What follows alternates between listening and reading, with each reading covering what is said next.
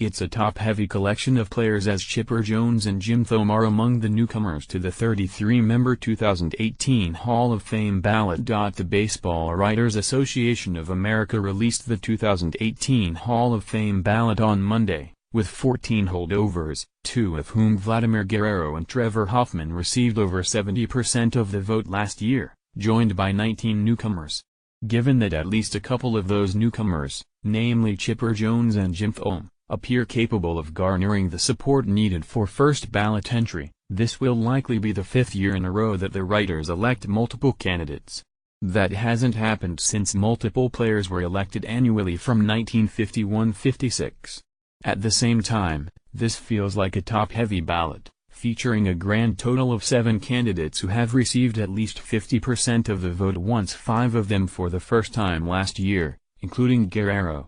Thus, some worthy newcomers are in danger of slipping through the cracks, at least among the actual voters. Not here, however. Over the next 6 weeks, I'll profile all 33 candidates, either at length or in brief, examining their cases in light of my Jaffe War score JAWS system, which I have used to break down Hall of Fame ballots since the 2004 one.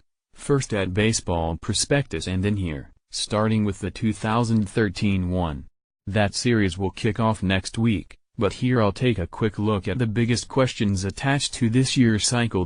Introducing Sports Illustrated TV, your new home for classic sports movies, award-winning documentaries, original sports programming and features. Start your 7-day free trial of SITV now on Amazon Channels. First, it's worth reviewing the basics. To be eligible for election to the Hall of Fame via the ballot, a candidate must have played in the majors for parts of 10 years. 1 game is sufficient to be counted as a year in this context. Been out of the majors for 5 years, the minors or foreign leagues don't count, and then nominated by 2 members of the BA's 6-member screening committee. Since the balloting is titled with respect to induction year, not the year of release, that means that the current slate of players last appeared in the majors in 2012.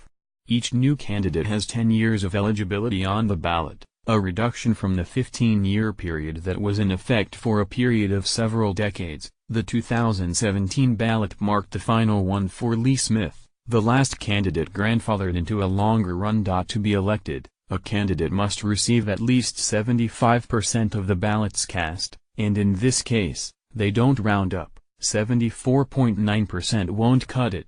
The voters, each of whom has been an active BA member for 10 years and is no more than 10 years removed from active coverage, can list as many as 10 candidates on their ballots, a number that's become a point of contention in recent years given the number of qualified candidates.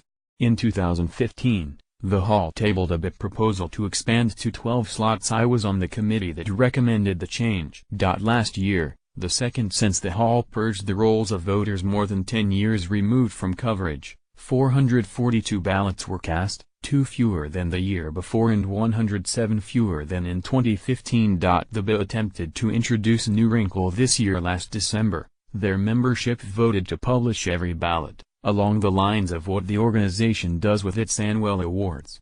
However, in a late surprise, the Hall's board of directors rejected the proposal.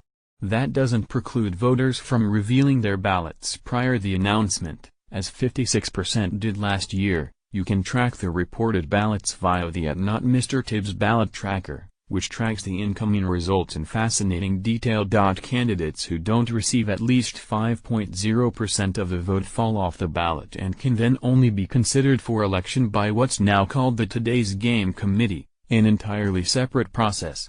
Ballots must be postmarked by December 31st, with the results to be announced on MLB Network on January 24 again, about 2 weeks later than usual, and inductions to take place next July 29 in Cooperstown, New York. The 34 candidates, with the 19 newcomers in bold: Barry Bonds, Chris Carpenter, Roger Clemens, Johnny Damon, Vladimir Guerrero, Livan Hernandez, Trevor Hoffman, Orlando Hudson, Aubrey Huff, Jason Isringhausen, Andrew Jones, Chipper Jones, Jeff Kent, Carlos Lee, Brad Lidge, Edgar Martinez, Hideki Matsui, Fred McGriff, Kevin Millwood, Jamie Moyer, Mike Mussina, Manny Ramirez, Scott Rowland, Johan Santana, Curt Schilling, Gary Sheffield, Sammy Sosa, Jim Thome, Omar Vizquel, Billy Wagner, Larry Walker, Kerry Wood, Carlos Zambrano. Note that Roy Halladay,